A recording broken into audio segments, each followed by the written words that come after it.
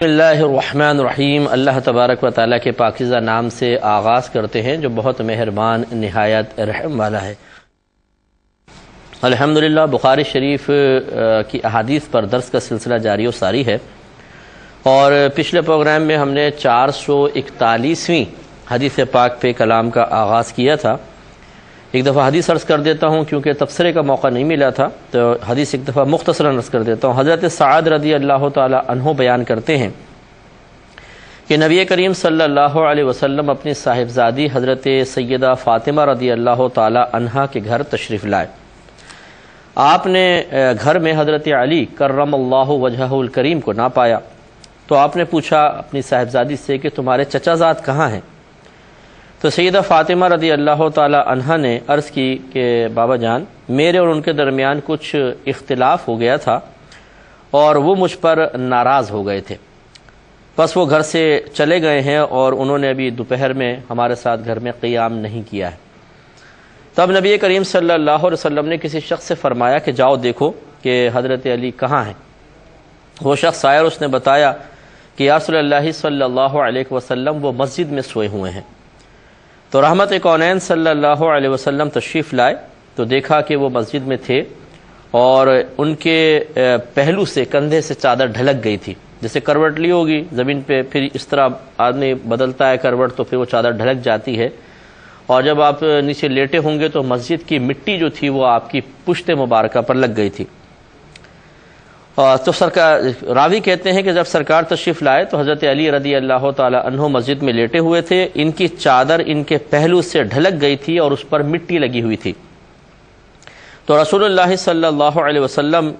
ان سے مٹی صاف فرمانے لگے اور ساتھ ساتھ کہہ رہے تھے کہ اے ابو تراب اٹھو، اے ابو تراب اٹھو۔ تراب کہتے ہیں عربی میں مٹی کو، اور ابو مانے صاحب، والا، یہ باپ کے معنی میں بھی آتا ہے۔ اگر کسی کے جیسے ابو اسامہ کہا جائے، اسامہ کا باپ۔ اور کبھی جب کنیت استعمال کرتے ہیں، کنیت کا مطلب ہوتا ہے کہ کسی بھی شے سے تعلق کی وجہ سے انسان کو کوئی نام دے دیا جائے تو اس کو کنیت کہا جاتا ہے، جبکہ اس سے پہلے ابو وغیرہ کا اضافہ ہو، جیسے ابو تراب۔ اسی طرح حضرت ابو ہریرہ رضی اللہ تعالی عنہ کا اصل نام عبد الرحمن تھا، لیکن ابو ہریرہ، کیونکہ ہریرہ ایک چھوٹی بلی کو کہتے ہیں۔ تو آپ کی آستین میں ایک دفعہ ایک بلی چھوٹی سی بیٹھی ہوئی تھی، آستین کافی بڑی تھی، تو رحمت کونین صلی اللہ علیہ وسلم نے آپ کو دیکھ کر شستہ مزاح کے ساتھ ارشاد فرمایا کہ اے ابو ہریرہ، یعنی اے بلی والے۔ تو اب یہ بلی کی نسبت سے آپ کا ایک نام ہو گیا اور اس سے پہلے ابو آ رہا ہے، اسی کو کنیت کہتے ہیں۔ ایسے حضرت علی رضی اللہ تعالی عنہ کی مٹی لگ گئی تھی، اس مٹی کی نسبت کی وجہ سے سرکار نے آپ کو ایک نام دیا، پہلے ابو لگایا، ابو تراب، تو یہ کنیت کہلائے گی۔ تو کنیت کبھی اپنے اولاد کے حوالے سے ہوتی ہے، جیسے ابو نعمان، ابو صالح، ہم اس طرح کنیت لکھ دیتے ہیں، جیسے سرکار کی ابو القاسم ایک کنیت تھی۔ اور اسی طریقے سے کبھی بے جان اشیاء کی طرف، شہروں کی طرف نسبت کے اعتبار سے بھی کنیت ہو جاتی ہے۔ بہرحال یہ سنت کریمہ ہے، اگر پاسبل ہو، ہمارے تمام دیکھنے والے بھائی بہن جو ہمیں ملاحظہ کر رہے ہیں، اگر آپ چاہیں، بہنیں بھی کر سکتی ہیں۔ دیکھیں ام ایمن، ام حبیبہ، یہ کے ساتھ ان کی جو عورتوں کی کنیت آئے گی وہ ابو کے ساتھ نہیں ہوگی بلکہ کے ساتھ ہوگی۔ تو مثال کے طور پہ آپ کی بچی ہے، مثال کے طور پر عائشہ ہے، تو آپ ام عائشہ اپنی کنیت رکھ سکتی ہیں۔ ایسے مرد حضرات اگر چاہیں تو ضروری نہیں کہ آپ تمام ڈاکومنٹس میں بھی اس کو چینج کریں، سنت کی نیت سے اگر آپ چاہیں تو آپ اپنے کہہ سکتے ہیں کہ جیسے آپ کے بیٹے کا نام صالح ہے تو ابو صالح رکھ لیں، اور اگر 3 4 5 بچے ہیں تو عموماً ایسا ہوتا ہے یا سب سے چھوٹے کی طرف نسبت کر دیتے ہیں یا سب سے بڑے کی طرف، تو وہ آپ کی مرضی ہے۔ لیکن اس میں یہ ضرور دیکھ لیجئے گا کہ اپنے بچوں کی طرف نسبت کے اعتبار سے کنیت اختیار کرتے ہوئے اس بات کا خیال ضرور رکھنا چاہیے کہ کسی بچے میں احساس سے کمتری بیدار نہ ہو۔ مثال کے طور پہ آپ نے بڑے بیٹے کے ساتھ اس کی کنیت لے لی، یعنی اس کے نام کے ساتھ اپنے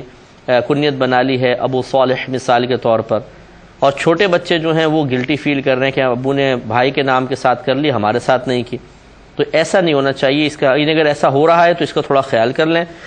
تو اگر ایسا نہیں ہے تو پھر آپ بالکل کنیت استعمال کریں، یا کم از کم ایک کنیت اپنی بنا کے رکھ لیں سنت کی نیت سے، تو انشاءاللہ بہتر رہے گا۔ تو اب یہ کنیت کا تو خیر معاملہ تھا، سرکار صلی اللہ علیہ وسلم اپنی صاحبزادی کے گھر تشریف لائے تو اس سے معلوم ہوا کہ والد اپنی بیٹی کے گھر بغیر اطلاع کے بھی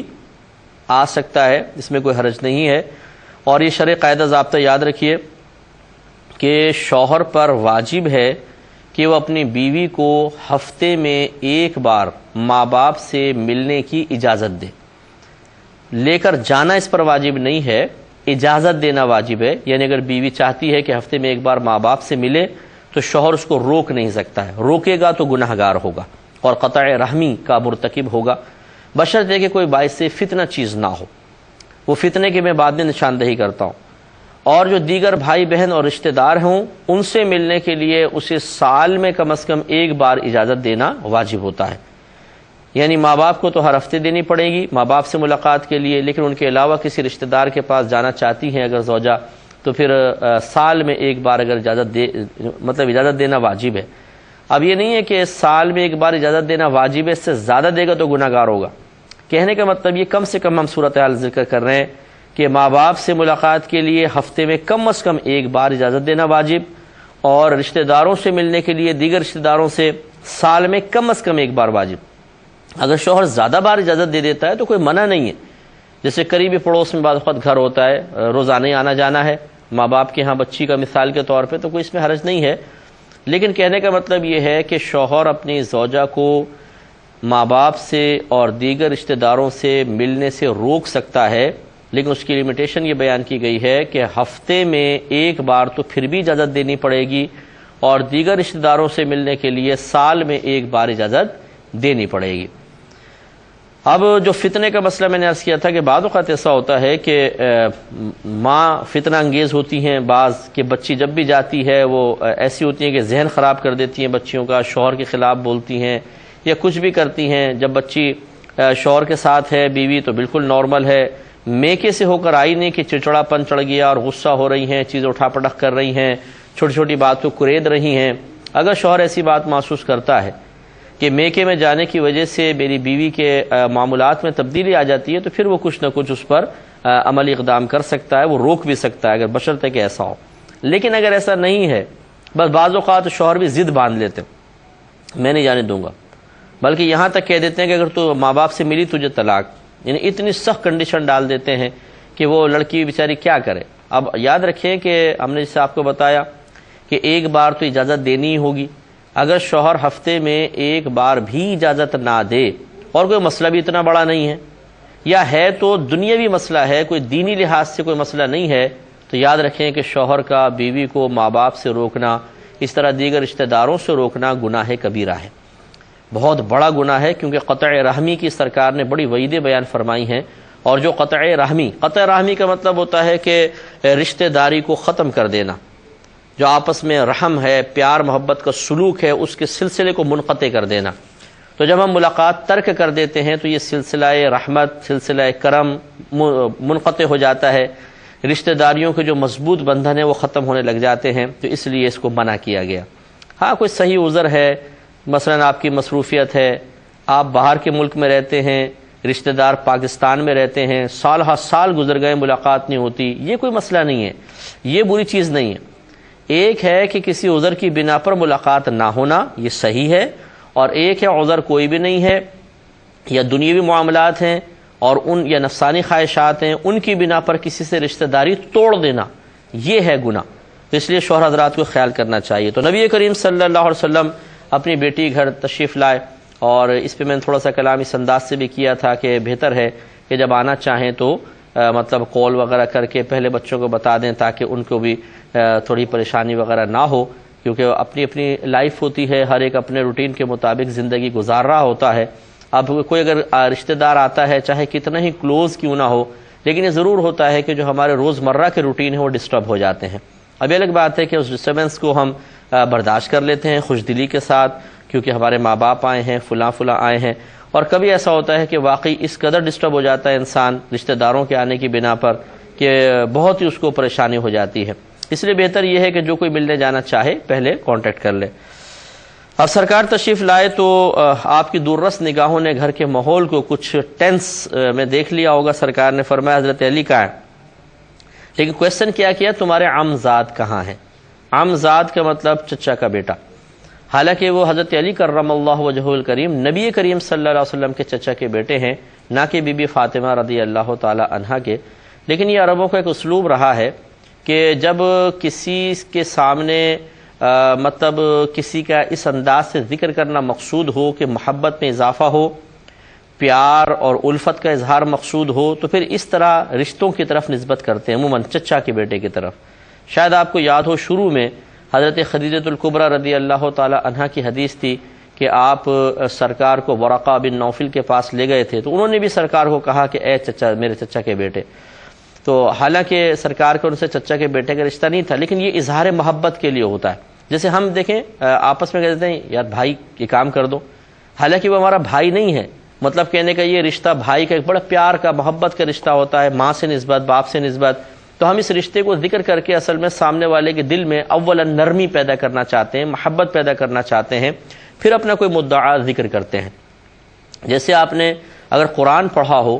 تو آپ نے دیکھا ہوگا کہ جب حضرت موسیٰ علیہ السلام توریت لینے کے لیے تشریف لے گئے اور پیچھے سے بچھڑے کی پوجا شروع ہو گئی، حضرت ہارون علیہ السلام کو موسیٰ علیہ السلام اپنا نائب بنا کر چھوڑ کر گئے تھے۔ اب واپس آ کر دیکھا تو یہ شروع۔ اب ہارون علیہ السلام نے تو ان کو منع کیا تھا، وہ نہیں باز آئے، لیکن موسیٰ علیہ السلام نے جلال میں تشریف لائے اور ان کی داڑھی پکڑ لی۔ تو حضرت ہارون علیہ السلام نے پھر ایک جملہ لکھا ہے قرآن عظیم میں، کہا کہ اے میری ماں کے بیٹے، مجھ پہ آپ شدت نہ کریں، پہلے میرا عذر سن لیں،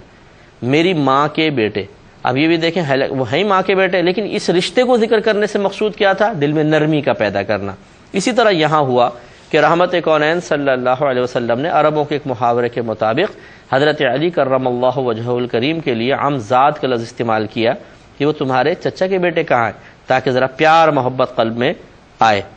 پیار محبت تو پہلے ہی تھی، وقتی طور پہ جو اثرات بعض اوقات غالب آ جاتے ہیں اور وہ ظاہری طور پہ نظر آنے لگتے ہیں، ان اثرات کو چھانٹنے کے لیے سرکار نے اس طرح ارشاد فرمایا۔ تو بی بی فاطمہ رضی اللہ تعالیٰ عنہ نے کہا کہ میرے اور ان کے درمیان کچھ اختلاف ہو گیا تھا، جس کی بنا پر وہ گھر سے ناراض ہو کے چلے گئے ہیں اور ہمارے ساتھ یہاں دوپہر میں قیام نہیں کیا ہے، قیلولہ نہیں فرمایا۔ ہمیں اگر اپنی لائف کو دیکھنا ہے کہ کس طریقے کی ہونی چاہیے، اور اسی طرح معیار بزرگی کو اگر پرکھنا ہے کہ کس کو بزرگ کہیں کس کو نہیں، اور اگر ہمیں حصول بزرگی مقصود ہے کہ ہم بھی بزرگ بن جائیں، ہمیں بزرگی کی علامات ظاہر ہوں، تو ہمارا مشورہ یہ ہوگا کہ پڑھیں قرآن کو، پھر آپ پڑھیں حدیث کو، پھر آپ دیکھیں نبی کریم صلی اللہ علیہ وسلم کی سیرت کریمہ کو، اور اس کے بعد صحابہ کرام علیہم الرضوان کی سیرت و کردار اور معمولات کو، تو آپ کو پتہ چلے گا۔ دیکھیں ہمارے نبی سے بڑھ کر کوئی بھی نہیں ہے کائنات میں، اللہ تعالیٰ کے بعد اگر کسی کا مقام و مرتبہ ہے تو ہمارے نبی کریم صلی اللہ علیہ وسلم کا، اور آپ کے ثانی کوئی بھی نہیں ہے۔ اسی طرح صحابہ کرام علیہم الرضوان پوری امت میں سب سے افضل ترین ہے، اور رحمت کونین صلی اللہ علیہ وسلم کا فرمان ذی شان ہے کہ میرے صحابہ ستاروں کی مانند ہیں، تم جس کی پیروی کرو گے ہدایت پا جاؤ گے۔ اس کا مطلب ہے کہ جس طرح سیرت و کردار نبی کریم صلی اللہ علیہ وسلم کا مسلمان کی زندگی کے سلسلے میں امپورٹنس رکھتا ہے، ایسے ہی صحابہ کرام علیہم الرضوان کی حیات طیبہ بھی بہت اہم ہے۔ جب ان کی آپ حیات کو دیکھیں گے تو ایک نارمل لائف آپ کو نظر آئے گی، جس میں وہ کھا بھی رہے ہیں، پی بھی رہے ہیں، روزہ بھی رکھتے ہیں، نمازیں بھی پڑھتے ہیں، رات میں آرام سے سوتے بھی ہیں، ان کی بیوی بھی ہیں، بچے بھی ہیں، دوستوں کے ساتھ اٹھک بیٹھک بھی ہے، تھوڑا بہت شستہ مزاح بھی ہے، وہ کاروبار بھی کر رہے ہیں، وہ زمینداریاں بھی کر رہے ہیں، یعنی زراعت کا پیشہ بھی ہے۔ یہ بخاری کی ہی روایت گزر چکی ہے، ہم نے آپ کو سنایا کہ حضرت عمر فاروق رضی اللہ تعالی عنہ نے فرمایا کہ میرے ایک انصاری دوست تھا، ایک دن وہ کسب معاش کرتا تھا اور میں سرکار کی بارگاہ میں حاضر ہو کر اس وقت جو وحی وغیرہ نازل ہوتی، جو سرکار سکھاتے، اس کو سیکھتا اور اسے آ کے سکھاتا۔ اگلے روز میں کسب معاش میں مصروف ہوتا اور وہ وہاں پر جا کر سیکھتا، اور جو سیکھتا وہ مجھے آ کر بتاتا۔ اس طرح ہم نے سرکار کی بارگاہ میں علم سیکھنے کے لیے باری مقرر کی ہوئی تھی۔ اب دیکھیں حضرت عمر فاروق رضی اللہ تعالیٰ عنہ جیسے جلیل القدر صحابی یہ فرما رہے ہیں کہ ہم نے باری مقرر کی ہوئی تھی، جو سرکار کی صحبت کے حریص تھے، جو اترنے والی وحی سے فوری طور پہ اکتساب کرنے کی شدید خواہش رکھتے تھے، لیکن اس کے باوجود اپنی نارمل لائف کو ڈسٹرب نہیں کر رہے ہیں، کیونکہ بیوی بھی ہیں، بچے بھی ہیں، کاروبار بھی کرنا ہے۔ یہ جو ہمارے آج کل کچھ ینگ جنریشن ہے کہ یا تو وہ بالکل ہی بے راہ روی کا شکار ہے، یا پھر جب وہ دین کی طرف آتے ہیں تو وہ حقیقتاً قرآن و حدیث سے اپنی زندگی کے مختلف شعبوں کے سلسلے میں ہدایت حاصل نہیں کرتے ہیں. ظاہری گیٹ اپ تو چینج کر لیتے ہیں لیکن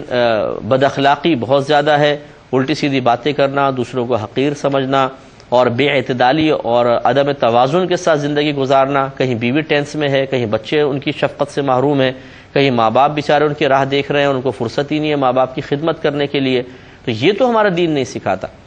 تو لہٰذا اس حدیث سے ذرا دیکھیے کہ بی بی فاطمہ رضی اللہ تعالیٰ عنہ کہتی ہے کہ مجھ میں اور حضرت علی کرم اللہ وجہ الکریم کے درمیان کچھ ہو گیا تھا. الفاظ کیا ہے دیکھیے، آپ نے فرمایا کانا بینی و بینہ شیئن، میرے درمیان ان کے درمیان کچھ ہو گیا تھا. شیئن کچھ ہو گیا تھا، یعنی تھوڑا بہت کوئی اختلاف ہو گیا تھا، جس کی شرح یہ بیان کی گئی اختلاف ہو گیا تھا. اس کا مطلب ہے کہ وہ نفوس قدسیہ بھی ایک نارمل لائف گزار رہے ہیں، وہ فوق الفطرت نہیں ہے، بلکہ جیسے ایک میاں ہوتا ہے، ایک بیوی ہوتی ہے، آپس میں کبھی کبھار تھوڑا بہت کچھ مسئلہ ہو بھی جاتا ہے. اور یقینی سی بات ہے کہ ایک طرف حضرت علی کرم اللہ وجہ الکریم ہے، علم کے پہاڑ ہیں،